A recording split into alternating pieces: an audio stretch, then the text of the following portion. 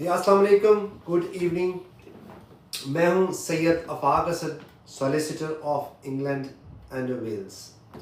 आप देख रहे हैं UK immigration with Syed Afaq Asad. जिन लोगों ने तो ईद मना ली है उनको गुज़श्ता ईद मुबारक बहुत बहुत ज़्यादा। और आज जो मेरे पास टॉपिक है वो 7 ईयर चाइल्ड रूट के ऊपर बात करेंगे, क्योंकि पहले तो इसको एक्सप्लेन करने में बहुत टाइम लगा और अब इसकी मेन जो वजह रिफ्यूज़ल्स की है वो क्या है। 7 ईयर चाइल्ड रूट का क्यों रिफ्यूज़ल आ रहा है और बहुत सारे बच्चों का रिफ्यूज़ल आ रहा है, उसकी मेन वजह क्या है और उसको किस तरह से हम रेक्टिफाई कर सकते हैं, उसको कैसे इस इशू को रिजोल्व किया जा सकता है कि बच्चों का रिफ्यूज़ल जो है वो कम से कम आए। अब आपने करना ये कि जो जितने लोग भी बैठे हैं उनसे गुजारिश ये है कि वो ज़्यादा से ज़्यादा इसको रीपोस्ट करें और ज़्यादा से ज़्यादा इसको शेयर करें इस लाइव को, ताकि ये जो बात अब मैं करने वाला हूँ ये ज़्यादा से ज़्यादा पेरेंट्स तक पहुँच सके। आज क्लाइंट्स बड़ी लेट तक बैठ रहे और फिर जो है अभी वक्त मिला तो सोचा कि यार जाना ज़रूर है, चाहे 30 मिनट्स के लिए चाहे, लेकिन आप लोगों से जाके बात करते हैं, आपसे जो है वो ये शेयर करते हैं इंफॉर्मेशन, क्योंकि बहुत सारे लोगों का रिफ्यूज़ल आ रहा है ये 7 ईयर चाइल्ड रूट के ऊपर आजकल। तो इस लाइव को शेयर कीजिए और मेरे पास सवाल कुछ मौजूद हैं और कुछ मैं आपसे लूँगा सवाल यूके इमिग्रेशन के वाले से। कोई भी आपका सवाल होगा तो वो सवाल भी लूँगा। कि सबसे पहला सवाल तो मेरे पास आज का यही है और टॉपिक भी यही है कि ये जो 7 ईयर चाइल्ड रूट है इसमें रिफ्यूज़ल्स क्यों आ रहे हैं, क्या वजह है, होम ऑफिस क्या कह रहा है, क्यों अब रिफ्यूज़ल्स आने शुरू हो चुके हैं और अपील का राइट मिल रहा है तो आगे क्या करना चाहिए। बहुत सारे लोग तो पहले इस चीज़ के अंदर मिसलीड हुए हैं, उनको गलत एडवाइस दी गई हुई है। फॉर एग्ज़ाम्पल मेरे पास आज जो 3-4 सवाल मौजूद हैं वो सवाल ये है। एक नंबर 1 पे सवाल तो ये है कि जी ये 7 ईयर चाइल्ड रूट पे रिफ्यूज़ल्स क्यों आ रहे हैं। दूसरा सवाल ये है कि क्या हम अपने बच्चे का वीज़ा 7 ईयर पे अप्लाई कर सकते हैं बगैर उसके पासपोर्ट के, बगैर उसको इंडियन एम्बेसी में रजिस्टर्ड किए बगैर, यहाँ पाकिस्तानी एम्बेसी में रजिस्टर किए बगैर। तीसरा सवाल मेरे पास ये मौजूद है कि पेरेंट्स का वीज़ा जो है वो क्या आपको बाद में अप्लाई करना चाहिए। पेरेंट्स कब क्वालिफाई कर जाते हैं, जब उनका बच्चा 7 साल का होता है या उनके पास इंडेफिनिट लीव टू रिमेन आ जाए बच्चों के पास, तो फिर तो इन सारे सवालों के ऊपर हम बात करेंगे। क्या पेरेंट्स का पासपोर्ट होना ज़रूरी है बच्चे का अप्लाई करने के लिए, तो ये सब सवालों के ऊपर हम बात करेंगे आज इसी मौजू के ऊपर। नंबर भी मैं आपको दे देता हूँ क्योंकि साथ साथ मैं आपके सवाल भी लूँगा और उनके जवाब भी आपको मिलेंगे। नंबर है 07727347212। ये नंबर है जिस पे आप मुझे कॉल कर सकते हैं, 07727347212। ऑलमोस्ट 30 मिनट्स रहूँगा मैं आपके साथ। लाइव को ज़्यादा से ज़्यादा शेयर कीजिए, ज़्यादा से ज़्यादा लोगों तक पहुँचाइए। पहली कॉल आ रही है तो कॉल अभी ले लेते हैं, लेकिन 7 ईयर चाइल्ड रूट पे रिफ्यूज़ल क्यों आ रहे हैं। हेलो अस्सलाम वालेकुम, good evening. Good evening sir, कैसे, ठीक है आप? जी शुक्र अल्हम्दुलिल्लाह, आप सुनाएं, ठीक है? अल्हम्दुलिल्लाह। पहले तो ईद मुबारक आपको। आपको भी बहुत ईद मुबारक हो, थैंक यू, बहुत शुक्रिया। गुज़श्ता ईद मुबारक। जी जी गुज़श्ता। मेरे सर 2 क्वेश्चन थे जी। एक ये थी ये था कि मेरी सिस्टर वो इधर यूके में होती है, उसे अभी मिला है ILR। ठीक है। तो उनका हस्बैंड ब्रिटिश था, उनका बेबी हुआ है, लेकिन अभी वो सेपरेट रह रही है।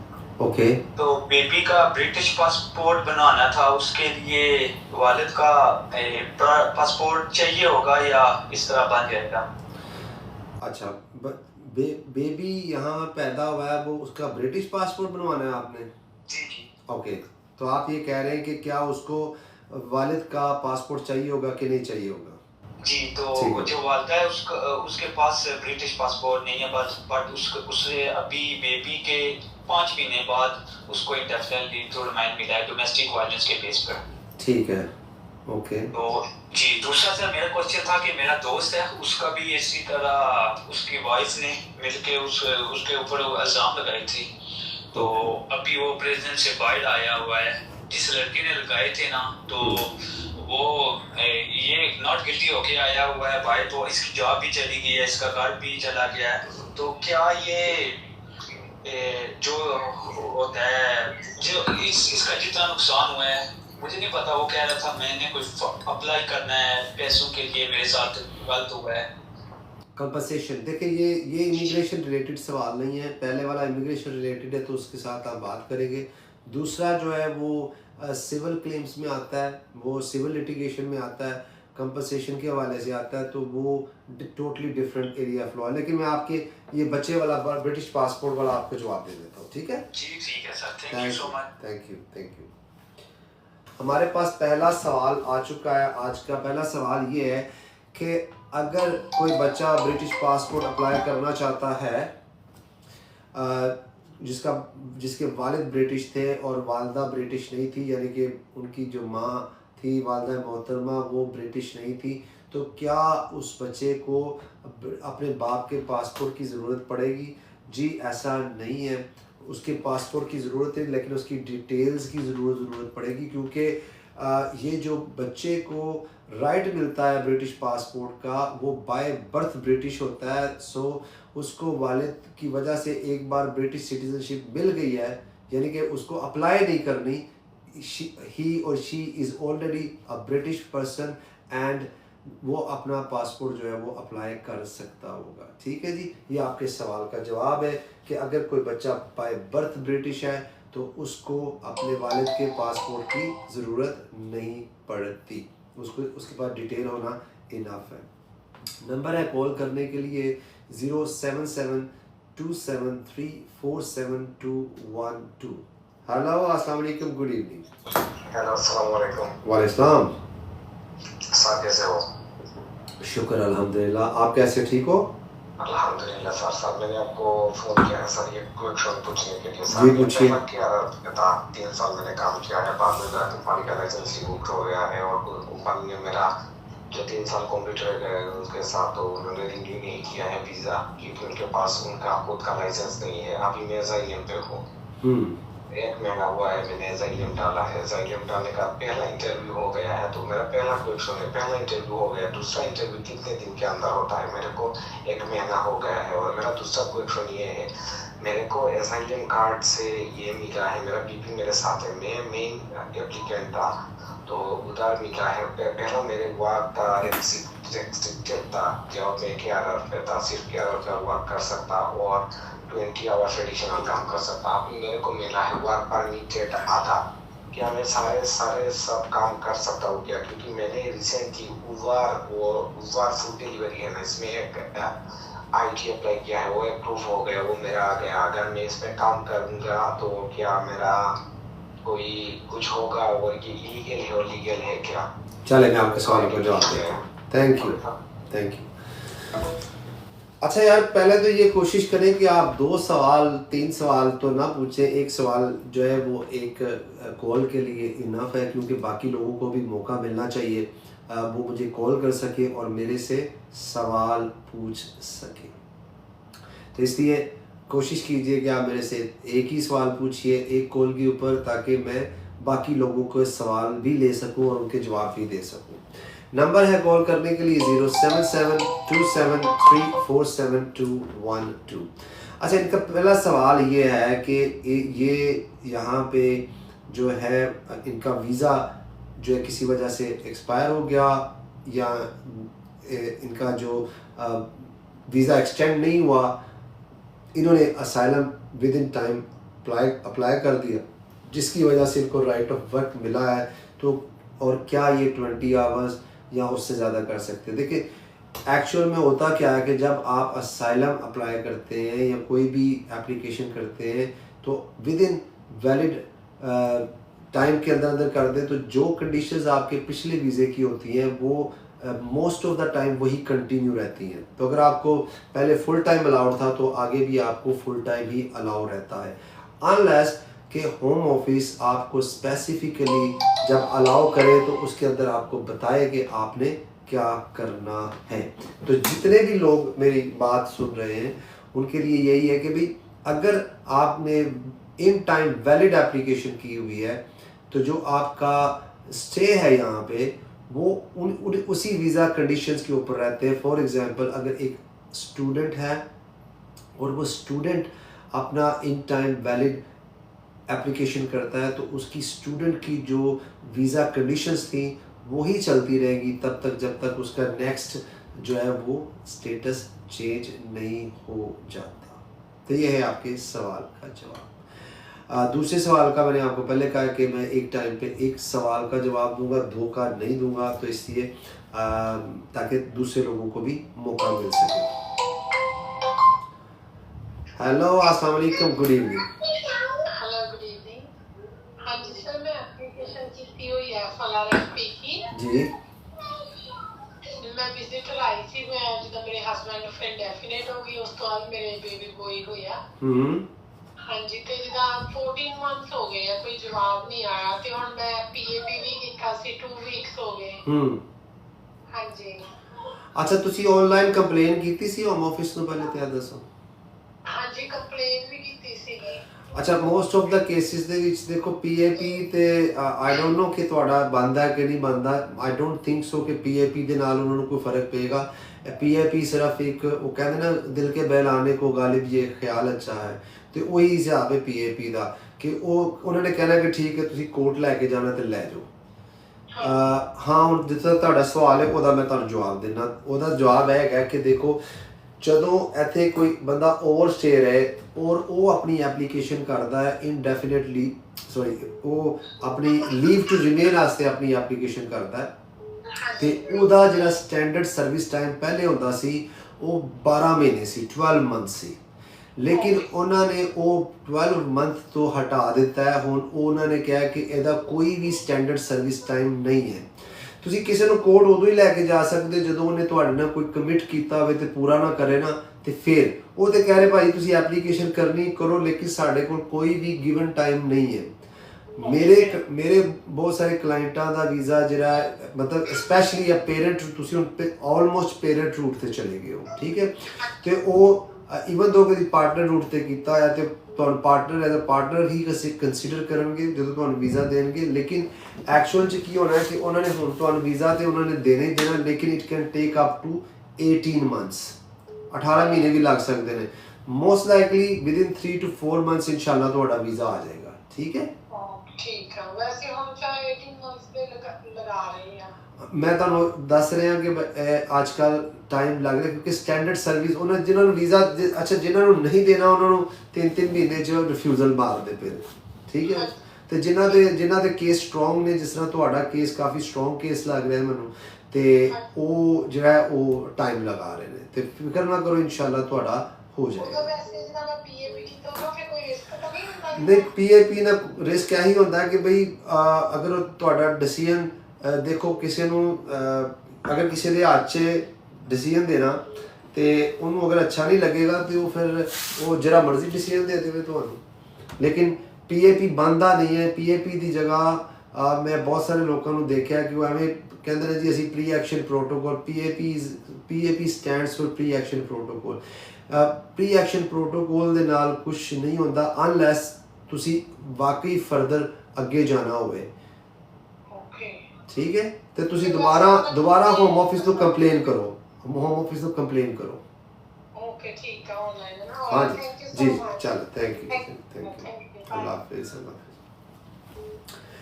अच्छा, बात हमने कर दी है जी 7 ईयर चाइल्ड रूट के ऊपर कि क्यों रिफ्यूज़ल आ रहे हैं। आप देख रहे हैं UK immigration with Syed Afaq Hasan. Number है कॉल करने के लिए 07727347212।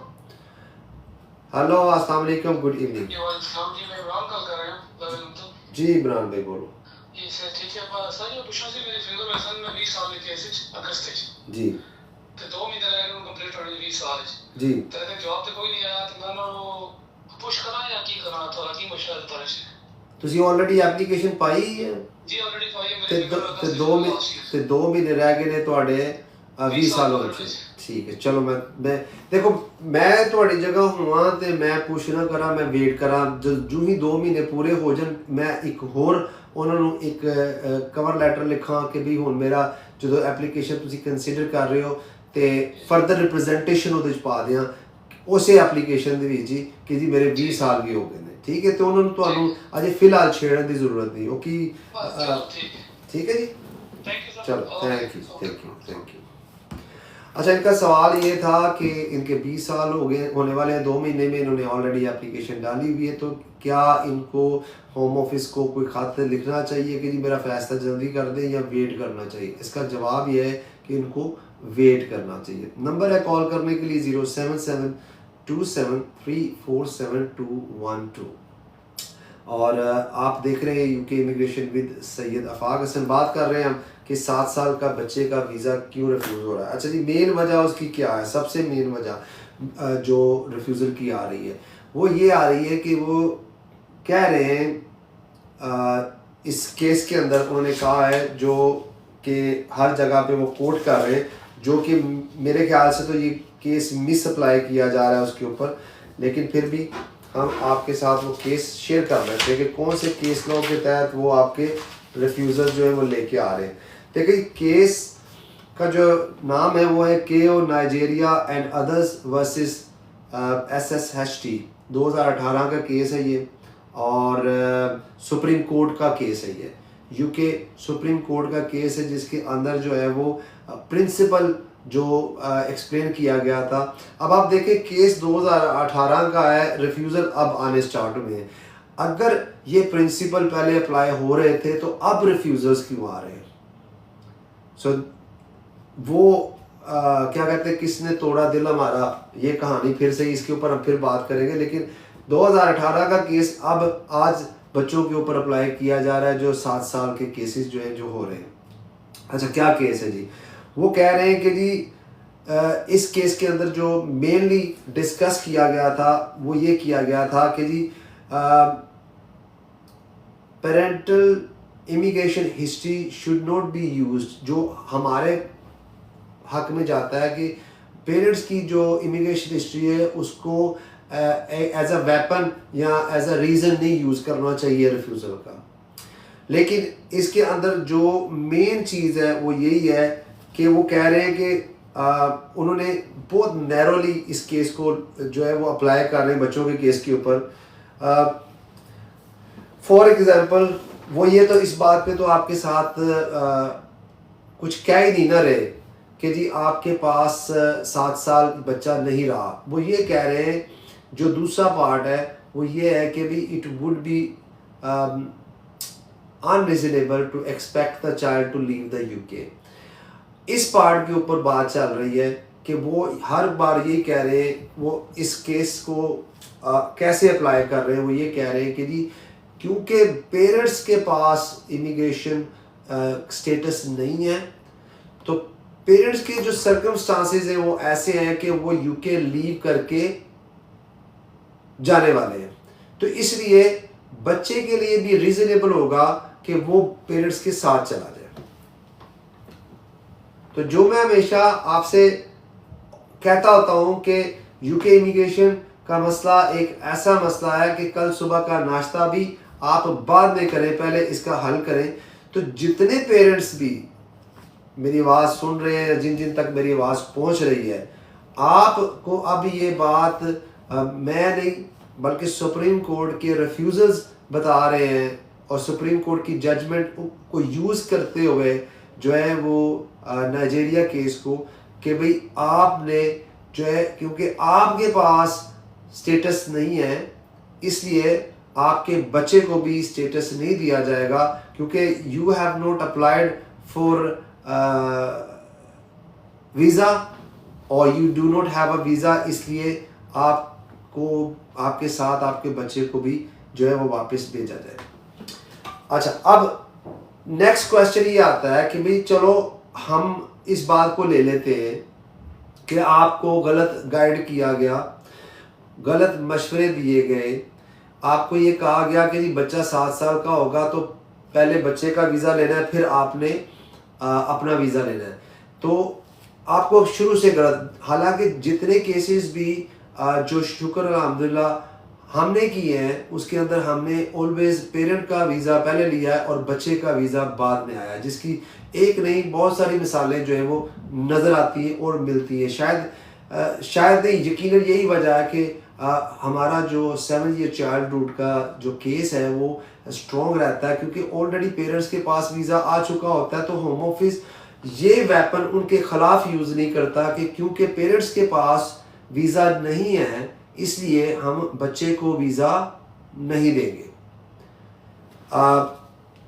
ये बड़ी अनफॉर्चुनेट है इस चीज़ को। हालांकि इसी केस के अंदर दूसरा प्रिंसिपल भी है जिसमें ये कहा जा रहा है कि बच्चे का जो रियल वर्ल्ड कॉन्टेक्स्ट है उसके अंदर देखा जाए, बच्चे की अपनी चीज़ों को भी देखा जाए। इसी केस के तहत आप जो है वो होम ऑफिस से हालांकि आर्ग्यू भी कर सकते हैं कि भाई अगर वो ये कह रहे हैं, लेकिन इशू ये है अभी तक का कि आप लोगों को ये समझना ज़रूरी है कि भाई आप अगर वेट करते रहेंगे 7 ईयर चाइल्ड का और आपका बच्चा 7 साल का अब हो जाएगा तो फिर भी उसको अब वीज़ा रिफ्यूज़ हो जाएगा, तो फिर क्या करोगे? फिर कुछ नहीं होगा। फिर आपका 10 साल का जो है वो नेक्स्ट रूट बनता है जिसमें बच्चे को 10 साल के बाद ब्रिटिश रजिस्ट्रेशन यहाँ पे करवानी पड़ेगी। तो इसलिए आपको चाहिए कि जिस पेरेंट्स ने भी अभी तक 7 साल का वेट कर रहे हैं उनको वेट मत करें। उनको गलत गाइड ज़रूर किया गया। फॉर एग्जांपल उनको ये कहा गया कि जी आपके पास पासपोर्ट नहीं है इसलिए आप अपने बच्चे का अप्लाई नहीं कर सकते, आप बच्चे को अप्लाई करने के लिए उसको इंडियन रजिस्टर कराना ज़रूरी है, खाली जो है वो बर्थ सर्टिफिकेट पे नहीं हो सकता, और इसके अलावा और बहुत सारी चीज़ें जो हैं वो आपको गलत बताई गई हैं। ठीक है, जो 2 मेन वजह थी तो वो यही थी। तो अब आपको जो है वो ये देखना होगा कि आप कब क्वालिफाई कर जाते हैं। ठीक है, बच्चा तो 7 साल का हुआ तो क्वालिफाई कर गया, पेरेंट को क्यों वीज़ा मिलता है? अगर आप यहाँ पे ओवरस्टेयर हैं तो आपके लिए क्या है, आपको वीज़ा कैसे मिलेगा पेरेंट रूट के ऊपर?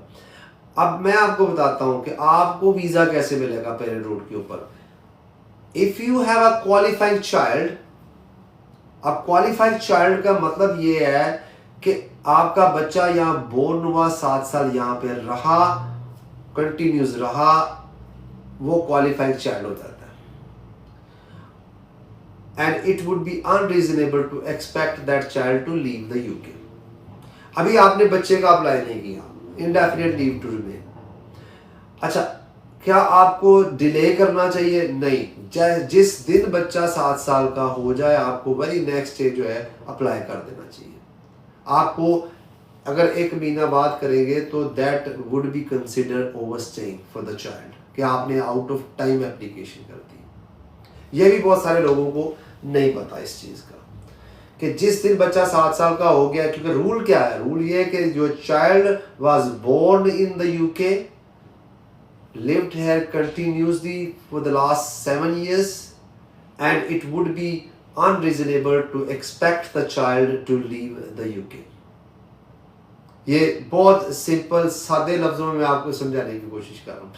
अच्छा, ये तो बच्चे के लिए, और पेरेंट के लिए क्या है कि पेरेंट के लिए भी सेम रूल है कि भाई दूसरा जुज़्व जो है कि बच्चा पैदा हुआ 7 साल रहा और अनरीजनेबल होगा उसका यहाँ से जाना, तो पेरेंट के लिए बच्चे का इंडेफिनेट लीव टू रिमेन आना ज़रूरी नहीं है, सिर्फ उसका 7 साल का यहाँ रहना ज़रूरी है।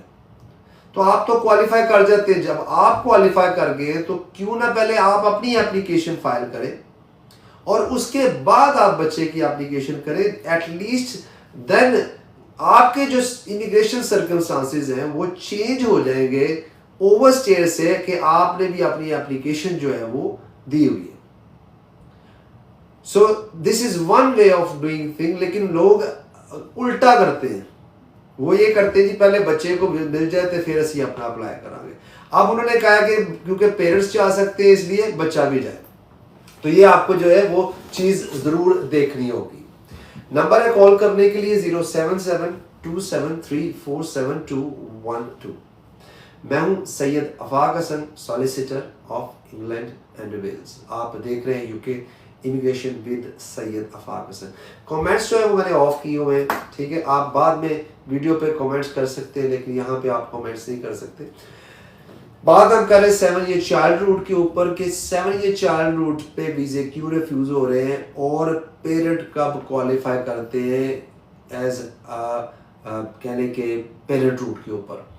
जिस दिन आपका बच्चा 7 साल का यहाँ हो जाता है उसी दिन पेरेंट जो है वो क्वालिफाई कर जाता है, क्योंकि एलिजिबिलिटी उस क्राइटेरिया में आ जाता है, क्योंकि उसका बच्चा जो है वो क्वालिफाइंग चाइल्ड है। अब आपने अपनी एप्लीकेशन के अंदर भी यही साबित करना है कि जो बच्चे की एप्लीकेशन में साबित करना है, लेकिन बच्चे का इंडेफिनिट लीव टू रिमेन होना जरूरी नहीं है आपके केस के अंदर। तो पहले आप अपना देखें, अपना अप्लाई करें, ताकि आपके जो आजकल सुप्रीम कोर्ट की जजमेंट को यूज किया जा रहा है वो जो है उसको काउंटर किया जा सके। बच्चे की एप्लीकेशन के अंदर ऑलरेडी कहा जाए कि जी अब आप जो ये नाइजीरिया का केस मिस अप्लाई कर रहे हो इस सूरत हाल में, जहाँ पे आप ये कह रहे हो कि जी क्योंकि पेरेंट्स के इमिग्रेशन सर्कमस्टांसेस ऐसे हैं तो ये बच्चा भी साथ चला जाए। अच्छा, दूसरा केस लॉ जो होम ऑफिस यूज कर रहा है, हम उसके ऊपर भी बात करते हैं अभी। हेलो, अस्सलाम वालेकुम, गुड इवनिंग। अस्सलाम वालेकुम सर, क्या हाल आपके? जी मैं ठीक हूँ, आप कैसे? ठीक है जी। जी अल्लाह का शुक्र। जी कैसे याद किया आपने, बोलिए क्या सवाल आपका? सर सवाल एक सिंपल से ही है, मतलब कि मैंने अभी मतलब कि यूके के हालात जिस तरह चल रहे हैं तो पब्लिक में बात करना, लेकिन इसमें कुछ लोग ऐसे ही होंगे। अच्छा नहीं, पर आपने पर्सनल नहीं करना, आपने जनरल पूछे ना। आप अक्सर लोग पता करते, मैं आपको बताता हूँ, बहुत सारे लोग ना आके कहते हैं कि जी वो मेरा दोस्त है तो उसके बारे में मुझे पूछना है, तो आप भी किसी दोस्त का नाम ले लो, जरूरी कहना कि मैं ही हूँ, ठीक है। चलो पूछे, क्या पूछना चाहते हैं आप? सर ये पूछना था कि आगे मतलब कि FLR करना है तो वो करना चाहिए कि नहीं करना चाहिए? FLR करना चाहिए कि नहीं करना चाहिए, ठीक है। किस बेस पे FLR, क्या FLR करना चाहते हैं आप? सर यही है कि बस टाइम गुजारना है, आगे तो कुछ नजर नहीं आ रहा था। टाइम गुजारना है? जी सर। तो टाइम तो ऐसे ही गुजर जाना। नहीं सर, वो फिर इलीगल हो जाएगा ना, ओवरस्टे हो जाएगा। अच्छा नहीं, अभी आप ओवरस्टेयर नहीं है, अभी आप कौन से वीजे पे हैं? PSW है, 1 महीना रह गया। अच्छा PSW है और 1 महीना रह गया। आपने शायद मुझे फॉलो नहीं किया हुआ टिकटॉक पे, आप मुझे ना फॉलो कर लें, क्योंकि मैंने बहुत सारी वीडियोस PSW वालों के लिए बनाई हुई है कि उनके पास क्या ऑप्शंस हैं या क्या करना चाहिए। तो आपके सवाल का भी मैं अभी जवाब दे देता हूँ कि अगर ठीक है, चले, थैंक यू, अल्लाह हाफिज़, अल्लाह हाफिज़। अच्छा यार, जिसने तो मुझे फॉलो नहीं किया हुआ वो पहले मुझे फॉलो कर ले, क्योंकि मैं बहुत सारी वीडियोस जो हैं वो मेरी आती रहती हैं PSW के हवाले से, स्टूडेंट ओवरस्टेयर के हवाले से, 7 ईयर चाइल्ड के हवाले से, ब्रिटिश नेशनलिटी यानी कि इमिग्रेशन के मैटर्स के ऊपर जो है दिन में 2 से 3 वीडियोस जो हैं वो मेरी आती हैं। तो अगर आप मुझे फॉलो कर लेंगे टिकटॉक के ऊपर तो आपको जो है वो आपके सवाल का जवाब कहीं ना कहीं मिल जाएगा। वो क्या कहते हैं, सवाल का जवाब भी सवाल में मिला मुझे, तो अक्सर आपके सवाल में आपके सवाल का जवाब होता है। अच्छा, अभी जो मुझे लास्ट क्वेश्चन आया वो ये आया है कि जी मैं PSW पे हूँ, 1 महीने का वीज़ा रह गया है तो मैंने टाइम गुजारना है, तो क्या मैं FLR कर लूँ? देखिए, टाइम गुजारने के लिए कोई एप्लीकेशन नहीं है यहाँ पे। अगर आपने जो है वीज़ा लेना है तो वीज़ा लेने के लिए एप्लीकेशन ज़रूर मौजूद है, टाइम गुजारने के लिए कोई नहीं है। आपकी जगह मैं हूँ तो कल सुबह का नाश्ता भी बाद में करूँ, पहले मैं अपना जो है वो इमिग्रेशन का मैटर जो है वो जाके किसी भी कॉम्पिटेंट और क्वालिफाइड सोलिसिटर से मिलके इसके बारे में पूछूं कि यार मैं क्या कर सकता हूँ। आपने सिर्फ सुना है कि यार FLR कर देंगे, FLR है क्या? किसी को पता है? होगा, लेकिन FLR means further leave to remain, but you need to tell the home office why do you need further leave to remain। अगर आप PSW पे हैं और आपके पास जेन्युइन रीजंस हैं, आपके एक्सेप्शनल सर्कमस्टांसिस हैं, या आपके कंपैशनेट ग्राउंड्स हैं, या आपका कोई और मसला है, तो आप उसके ऊपर जो है एप्लीकेशन कर सकते हैं, लेकिन वक्त गुजारने के लिए नहीं यार, टाइम गुजारने के लिए नहीं। टाइम तो गुजर ही जाता है, टाइम मतलब कि वो तो हर जगह पे गुजर जाता है, तो वक्त गुजारने के लिए आपने एप्लीकेशन नहीं करनी। नंबर है कॉल करने के लिए 07727347212। मैं हूं Syed Afaq Hasan, solicitor of England Wales. आप देख रहे हैं UK immigration with Syed Afaq Hasan. अच्छा, अब हम जो नेक्स्ट जो आप आर्ग्यू कर सकते हैं होम ऑफिस के साथ, वो भी मैं आपको बता देता हूँ, क्योंकि ये जो नाइजीरिया का केस है, जो सुप्रीम कोर्ट की जजमेंट है, उसके ऊपर आप होम ऑफिस को काउंटर आर्ग्यूमेंट कर सकते हैं, इसी के अंदर से निकाल के कर सकते हैं। आप ये कह सकते हैं कि भाई रिस्पोंडेंट जो है वो मिस अप्लाई कर रहा है इस केस को, और बल्कि मैं तो कहूँगा मिस यूज़ कर रहा है। ये जो प्रिंसिपल है वो किसी और कॉन्टेक्स्ट में, रियल वर्ल्ड कॉन्टेक्स्ट में जो अगर आप देखें तो बच्चे के खुद के सर्कमस्टांसिस को देखना चाहिए, ना कि उनके पेरेंट्स की इमिग्रेशन सर्कमस्टांसिस को देखना चाहिए। और इसलिए क्योंकि the real world context includes all of the appellant's circumstances, not only the mother's immigration position। भाई उसके सारे सर्कमस्टांसिस को आपने देखना है बच्चे के, सिर्फ माँ और बाप के इमिग्रेशन स्टेटस को नहीं आपने देखना। लेकिन जैसे मैंने थोड़ी देर पहले आपसे कहा है कि अगर आपने पेरेंट्स से पहले एप्लीकेशन की होगी based on qualified child, then home office के पास जो है बहुत कम गुंजाइश रह जाएगी इस बात को रिफ्यूज़ल लगाने की कि जी पेरेंट्स के पास वीज़ा नहीं है, ना उन्होंने एप्लीकेशन की हुई है, तो हम उनका वीज़ा जो है वो रिफ्यूज़ कर रहे हैं। तो अब आपके लिए ये मैं कहूँगा अवेकनिंग कॉल है सबके लिए, जितने भी पेरेंट्स यहाँ मौजूद हैं जो 7 ईयर चाइल्ड रूट पे अपनी एप्लीकेशन करना चाहते हैं, पहले तो वो ये देखें कि क्या वो जिस बंदे से भी अपना काम करवा रहे हैं वो क्वालिफाइड है कि नहीं है।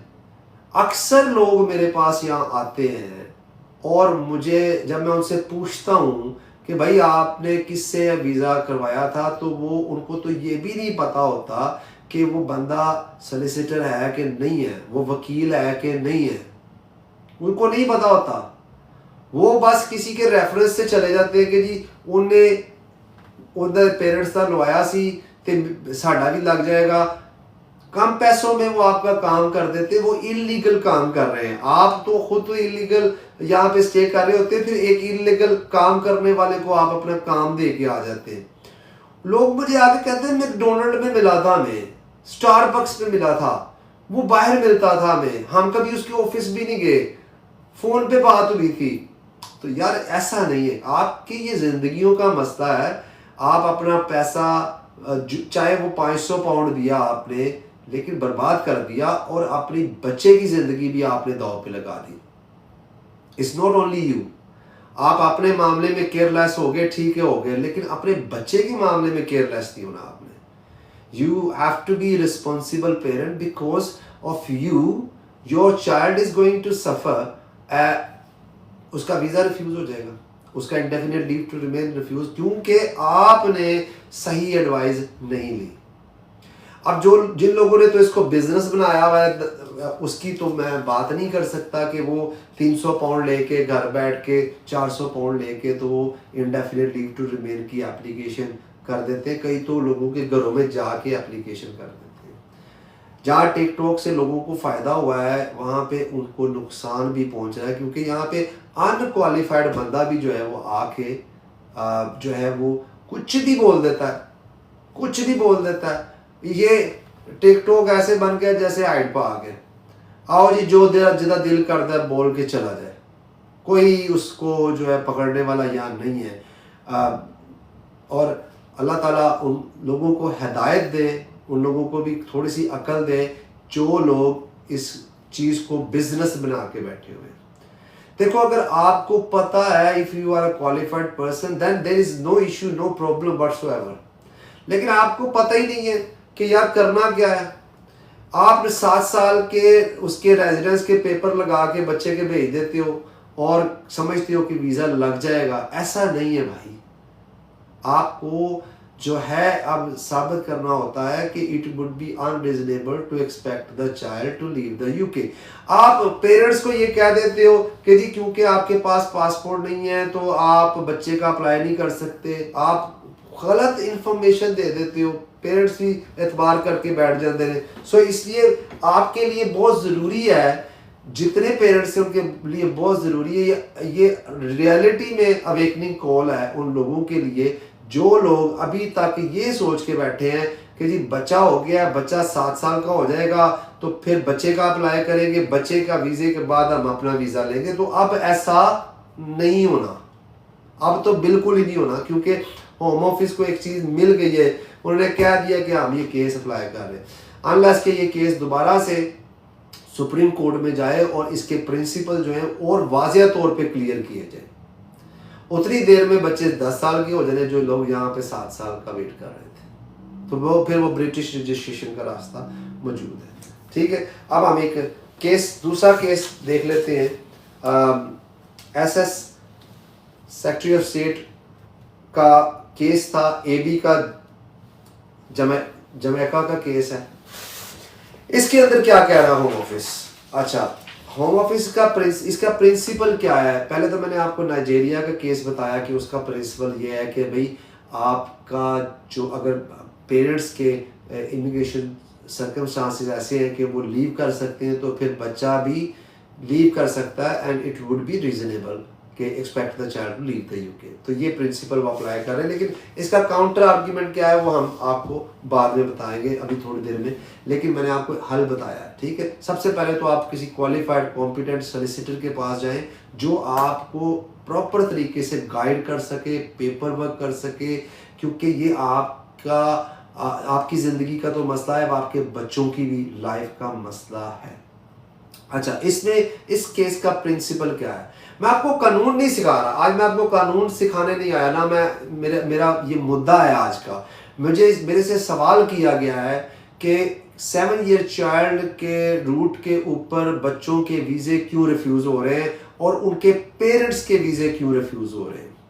ठीक है, क्योंकि मैं जानता हूँ, मुझे मतलब दिन में इतनी कॉल्स आती हैं जिसमें ये होता है कि जी बच्चा साढ़ा 7 साल का हो गया, की करिए, सुने आजकल बड़े रिफ्यूज़ल आ रहे हैं। तो मेरा आज लाइव आने का मकसद ये है कि उन पेरेंट्स को अवेकनिंग कॉल देनी कि भाई ऐसा मत सोचें कि जी बच्चे का वीज़ा अप्लाई करेंगे, बच्चे का आ जाएगा फिर अपना करेंगे, क्योंकि अब तो बच्चे का वीज़ा वो रिफ्यूज़ कर रहे हैं बेस्ड ऑन आपने वीज़ा अप्लाई नहीं किया हुआ। तो ये प्रिंसिपल जो है अब अप्लाई किया जा रहा है। अच्छा, दूसरा क्या है? AB confirms that the reasonableness assessment for a qualifying child must be based on the child's current circumstance। ये जो केस है ये कहता है कि जो reasonableness टेस्ट है वो बच्चे के करंट सर्कमस्टांसेस पे करना चाहिए। अब जो होम ऑफिस अप्लाई कर रहा है, वो प्रिंसिपल अप्लाई कर रहा है उसके पेरेंट्स के इमिग्रेशन सर्कमस्टांसेस के ऊपर। हालांकि रियल वर्ल्ड कॉन्टेक्स्ट के अंदर जो है वो बहुत सारी चीज़ें आ जाती हैं। तो ये जो केस लो होम ऑफिस अप्लाई कर रहा है 7 ईयर चाइल्ड के ऊपर, ये है ही सिरे से गलत। तो इसको ऑब्वियसली चैलेंज किया जाएगा, अपील्स में जाया जाएगा, लेकिन आप वहां तक पहुंचते क्यों यार? आप वहां पे जाते क्यों जहां पे आपको अपील में जाना पड़े? आप अपील 6 महीने लगे, साल लगे, फिर आप जो है उसका वेट करो, पैसे अलग से लगे, तो क्यों ना आप पहले ही किसी भी क्वालिफाइंग जो चाइल्ड है उसकी एप्लीकेशन करने से पहले अपनी एप्लीकेशन जो है वो फाइल करें, based on because you are a parent of a qualifying child. तो ये पता नहीं आपके ज़हन में किसने डाला है कि जी 7 साल का बच्चा होएगा then you have to make an application, ऐसा नहीं है। अच्छा, अब जो AB कंफर्म्स करता है, जो इसका प्रिंसिपल है वो ये कंफर्म करता है कि बच्चे के जो करंट सर्कमस्टांसेस हैं वो आपने देखने हैं। इसके साथ साथ वो ये भी कहता है कि भी लेंथ ऑफ रेजिडेंस इसके अंदर क्या आ जाता है, लेंथ ऑफ रेजिडेंस आ जाती है जो कि इसी 7 साल है, फैमिली लाइफ आ जाती है, एजुकेशन आ जाती है, सोशल सर्कमस्टांसेस आ जाते हैं, प्राइवेट लाइफ आ जाती है, यानी कि आपने सारा कुछ उसके अंदर मिला के तो बताना है कि बच्चे को वापस जाने के लिए क्यों अनरीजनेबल है। लेकिन होम ऑफिस इसको कैसे यूज कर रहा है ये देखेंगे, कितना इंटरेस्टिंग है। जो केस लॉ आपके हक में जा रहे हैं, नाइजीरिया हो गया, AB हो गया, होम ऑफिस आपके अगेंस्ट यूज कर रहा है क्योंकि आपने प्लेट में रख के उनको चीजें दी हुई हैं। क्वालिफाइड बंदे नहीं है, वकील भी नहीं यार, मैं तो हैरान होता हूँ, वकील भी नहीं है वो लोग जिनको आप केस दे के अपना केस खराब करा लेते हैं, और इसके साथ उनको पता ही नहीं है। ये हर बंदा यहाँ पे 7 साल की बात कर रहा है, मुझे बताओ कि आज तक किसी ने आपके साथ ये चीज़ शेयर की हो कि भाई कौन सा केस लॉ होम ऑफिस अब यूज़ कर रहा है और क्यों यूज़ कर रहा है। So you need to know, you need to understand this. I am not trying to teach a law to you है। मैं आपको कानून सिखाने की कोशिश नहीं कर रहा, मैं सिर्फ आपको कानून बताने की कोशिश कर रहा हूँ कि आप उसी दिन एज अ पेरेंट क्वालिफाई कर जाते हैं जिस दिन आपका बच्चा जो है 7 साल का हो जाता है। तो पहले आपने अपनी एप्लीकेशन जो है वो जाके डिस्कस करें और उसको डिले मत करें, क्योंकि 7 साल के बाद जितना टाइम गुजरेगा आपका बच्चा यहाँ पे वो आउट ऑफ टाइम एप्लीकेशन के अंदर चला जाएगा। अच्छा, अब होम ऑफिस इसको कैसे यूज कर रहा है इस केस को। The refusal refers to need to consider current circumstances. अच्छा, वो कहते हैं करंट सर्कमस्टांसेस है। However the home office does not appear to properly apply this principle to actual circumstances. वो एक्चुअल सर्कमस्टांसेस को नहीं देख रहा, वो सिर्फ पेरेंट्स के सर्कमस्टांसेस को देख रहा है। अच्छा, अब आप कैसे आर्ग्यू कर सकते हैं कि बच्चा यूके में बोर्न हुआ है, never lived outside of the UK, 7 साल उसके कंप्लीट हो गए हैं, यहाँ पे स्कूल जा रहा है, वहाँ उसका GP है, NHS का रिकॉर्ड है, स्कूल है, मेडिकल है, काउंसल, फोटोग्राफिक एविडेंस, उसके अलावा जो है वो वहाँ पे वापस जाएगा तो हेल्थ केयर सिस्टम टोटली उसके लिए तो एक डिफरेंट वर्ल्ड है, डिफरेंट दुनिया है। वो तो कभी गया ही नहीं है अपने मुल्क के अंदर, उसका तो मुल्क ही यही है। And then you can add some expert reports on top of that. आप अपने एक्सपर्ट ओपिनियन ले सकते हैं कि भाई बच्चा अगर यूके छोड़ के जाएगा तो एक्सपर्ट क्यों समझता है कि ये अनरीजनेबल होगा। तो अब आपके पास आपने 2 चीज़ों पे काम करना है। जो पेरेंट्स भी 7 साल का वीज़ा जो है उसके ऊपर बात कर रहे थे, उन्होंने 2 चीज़ों के ऊपर बात करनी। नंबर 1 कि उन्होंने अपनी एप्लीकेशन लगानी। अच्छा, दूसरा उन्होंने ये साबित करना है कि वो अनरीजनेबल। आप अपनी एप्लीकेशन के अंदर भी तो आपने साबित करना है ना कि अनरीजनेबल है। तो अगर आप बच्चा 7 साल होगा फिर आप अप्लाई करेंगे, आप उससे 6 महीने पहले 1 साल पहले भी अप्लाई कर सकते हैं।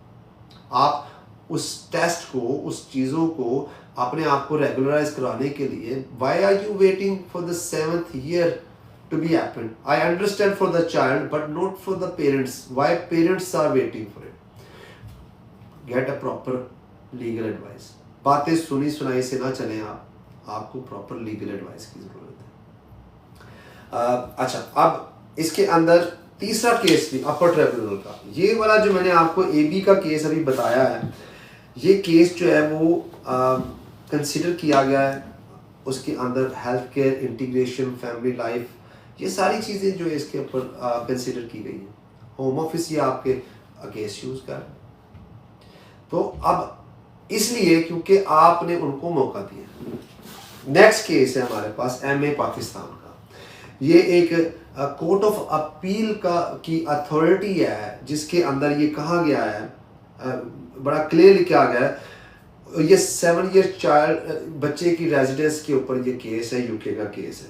7 years residence by a child is a significant factor. इसके ऊपर कोर्ट ऑफ अपील ने ये बात की है कि जो 7 ईयर गुजार देना ही बच्चे के लिए जो है वो बड़ा सिग्निफिकेंट फैक्टर है।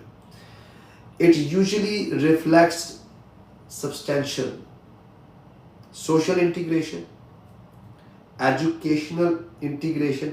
अच्छा, अब देखिए इस केस के अंदर जो कहा जा रहा है, बेसिकली आपने ये साबित करना है सोशल इंटीग्रेशन कितनी है बच्चे की यहाँ पे, एजुकेशनल इंटीग्रेशन कितनी है यहाँ पे, उसके कोई फ्रेंड्स हैं यहाँ पे, उसकी कोई प्राइवेट लाइफ है यहाँ पे, familiarity with UK culture and system है यहाँ पे, sense of identity and belonging है यहाँ पे।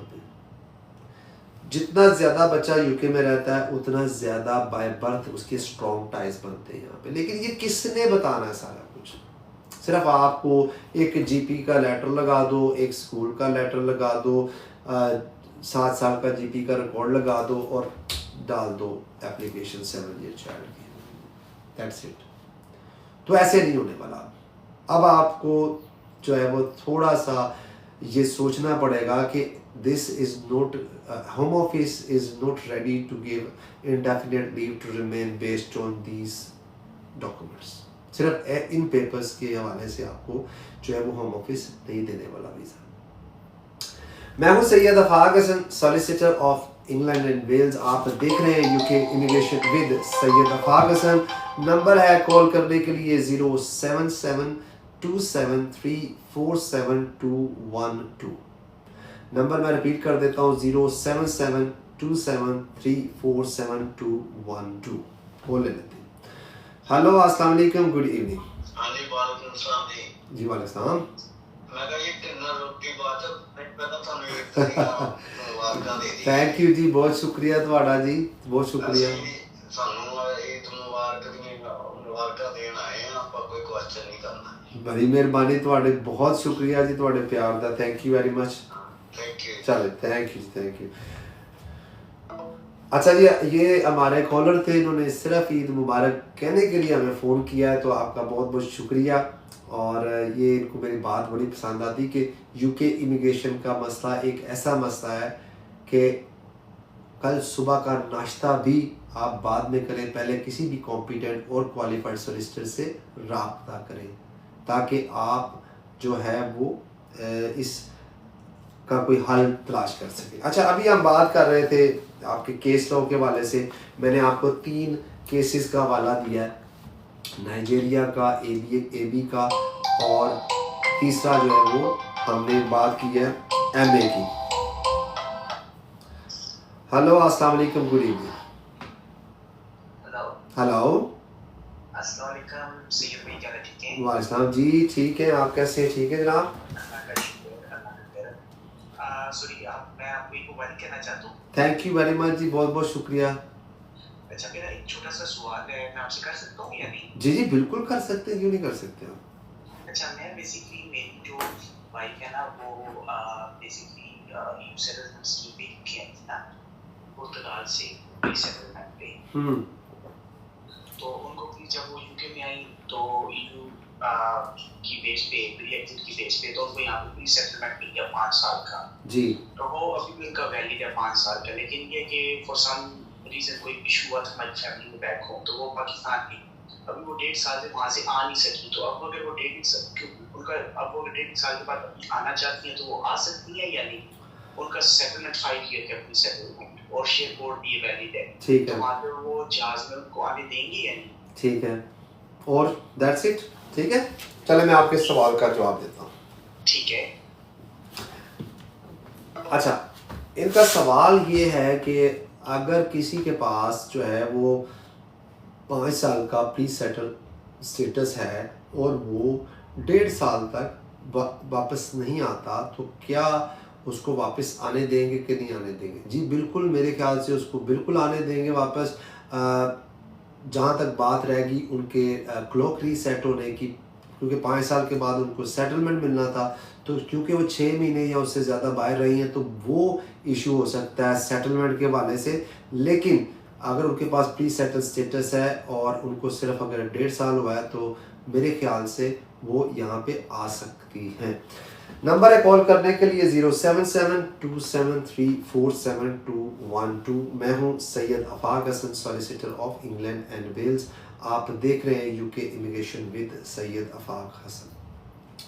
ये मेरा वक्त नहीं है, टाइम नहीं आने का। मैं यूजुअली 7 बजे लाइव आता हूँ और ये आज लेट आया हूँ, इसलिए आया हूँ क्योंकि मुझे ये 7 ईयर चाइल्ड का जो है वो एक जो केस था वो आप लोगों के साथ जो है वो शेयर करना था। ये 3 केसेस आपके साथ शेयर करने थे और इसलिए करने थे क्योंकि इससे पहले कि हर बंदा जो है वो 7 साल का रिफ्यूज़ल लेके घर बैठ जाए, उस पहले ही उसकी तैयारी आप कर लें। अगर आप तक मेरी आवाज़ पहुंच रही है तो सिंपल है, आपने पहले अपना वीज़ा अप्लाई करें ताकि होम ऑफिस को ये बहाना ना मिले कि भाई आपने अपने वीज़ा नहीं लिया हुआ। फिर उसके बाद जो है, और ये आपने 7 ईयर होने के बाद नहीं करना, उससे पहले करना है वीज़ा अप्लाई, ताकि आप इस चीज़ को जितनी देर तक आपका बच्चा, आपने देखें आप 6 महीने पहले अगर अप्लाई कर देते हैं, आपका बच्चा 6 महीने के बाद जो है वो 7 साल का होने वाला है, तो 2, 3, 4 महीने तो ऐसे ही गुजर जाते हैं। वो तो आपके बायोमेट्रिक होते हुए ऐसे ही गुजर जाते हैं। और जिस दिन आपका बच्चा 7 साल का होगा, all you have to do write a further representation to the home office saying that now you qualify as a parent because you have a child who was born in the UK, lived here continuously for 7 years, and it would be unreasonable to expect the child to leave the UK. Simple लफ्ज़ों में कि आपने apply किया, जिस दिन बच्चा 7 साल को हुआ उसी दिन आपने कह दिया कि जी बच्चा यहाँ बोर्न हुआ था, 7 साल रहा है यहाँ पे, और ये रीज़नेबल नहीं होगा। जो रीज़नेबलनेस टेस्ट जो है वो अप्लाई किया जा रहा है इस वक्त, वो मिस अप्लाई किया जा रहा है क्योंकि रीज़नेबलनेस टेस्ट ऐसा नहीं है। तो हम अभी जो है फर्दर बात करते हैं। अच्छा, अब होम ऑफिस ने ये एक्सेप्ट कर लेता है कि आपका बच्चा यहाँ 7 साल रहा है, लेकिन उसका जो मेन मुद्दा है वो क्या है, वो ये कि home office has accepted the fact of 7 years residence but failed to give it legal weight. उसको बोल, क्योंकि जो एमए का केस है, एमए का केस तो स्ट्रेट अवे आपको बता रहा है कि 7 साल रहना है, by itself is very significant social ties.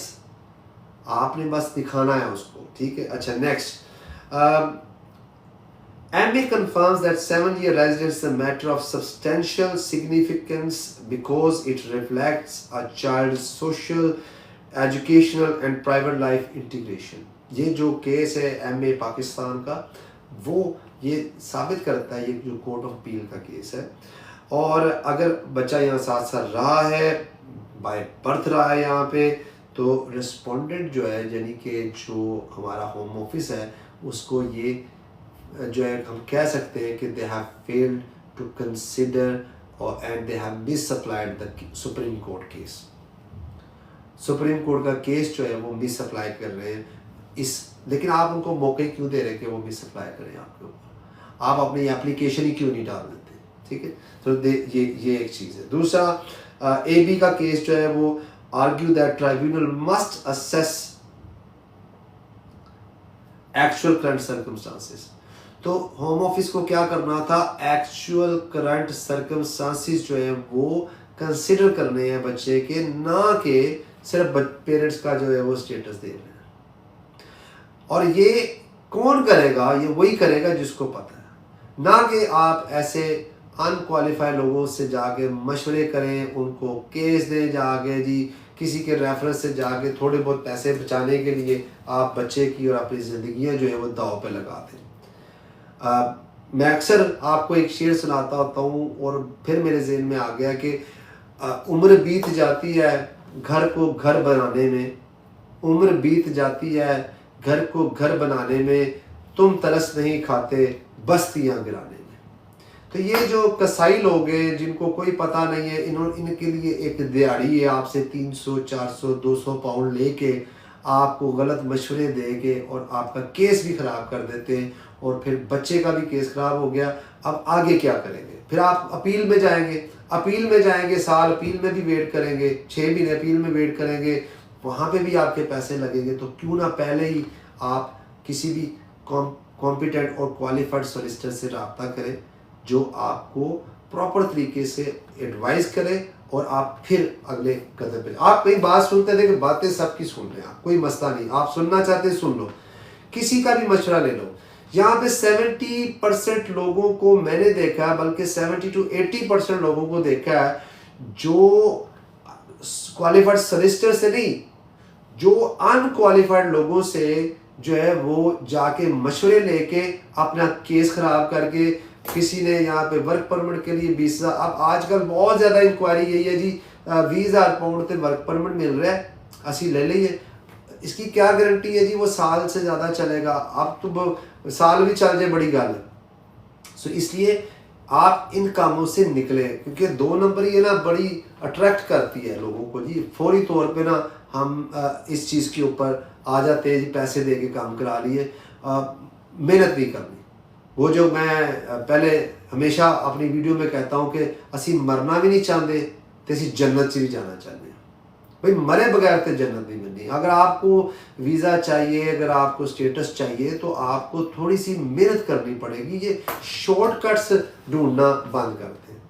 और जब भी आप जाते हैं, हम यहाँ पे हमने एक मोबाइल फ़ोन लेना होता है, छोटा सा मोबाइल फ़ोन लेना है, हमने फ़ैन लेना है, हमने कोई चीज़ लेनी होती है, हम जाके रिव्यूज़ पढ़ते हैं उस प्रोडक्ट के, जाके जी कितने लोगों ने वो प्रोडक्ट। और जब हमने अपनी ज़िंदगी का फ़ैसला करना है, जब अपनी ज़िंदगी का केस देना है, अपने बच्चे की केस देना है, तो हमने उसको जानते ही नहीं है, हम जिसको जाके केस दे आए उसका कोई है ही नहीं जानता। तो यार यूके इमिग्रेशन के मसले को आपने लाइटली लिया, सबसे एंड प्रायोरिटी आपकी, सब कुछ आपने कर लिया, उसके बाद आपको ख्याल आता है 14 साल बाद 15 साल बाद आपको याद आता है कि यार मेरे पेरेंट्स होते बेचारे बुढ़े हो गए ने और रोज़ अम्मी फ़ोन कर रही है कि तू आंदा नहीं है। तो 14 साल क्या कर रहे थे आप यहाँ पे? उस वक्त क्यों नहीं आपने अप्लाई किया?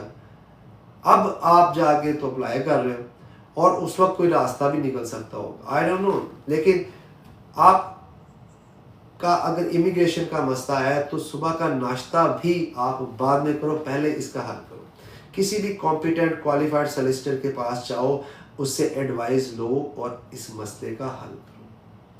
किसी भी वीडियो में आज तक मैंने नहीं कहा कि आप मेरे पास आओ, ना मैं कहूँगा, ठीक है, आप जिसके पास मर्जी जाओ, लेकिन यार कंफर्म तो कर लो कि वो बंदे की क्या बैकग्राउंड है, कि वो सॉलिसिटर है भी कि नहीं है।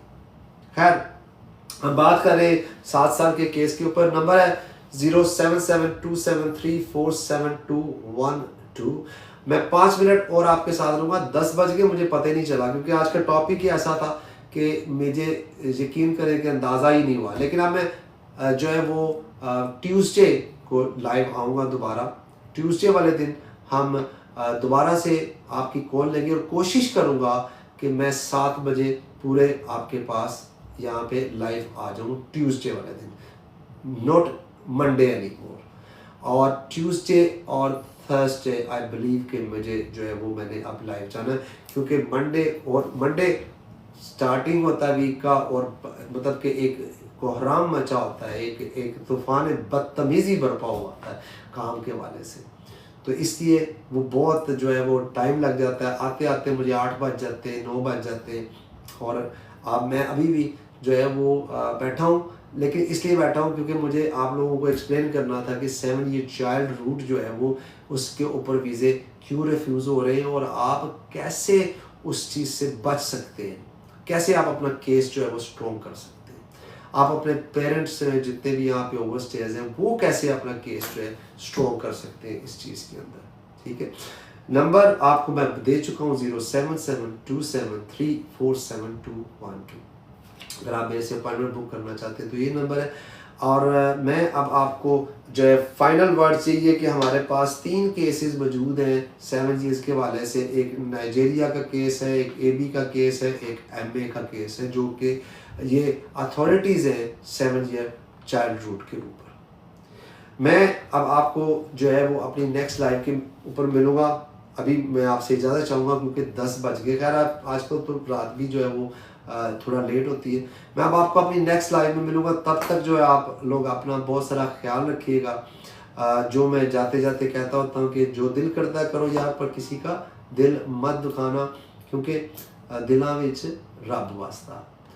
So your and my favourite शेर, मस्जिद ढा दे, मंदिर ढा दे, जो कुछ ढहंदा एक बंदे का दिल ना ढावी, क्योंकि सोना रब दिलों विच रहिंदा। आप लोग अपना बहुत सारा ख्याल रखिएगा। मैं आपको मिलूँगा अपनी नेक्स्ट लाइव में। तब तक अल्लाह ने के पास।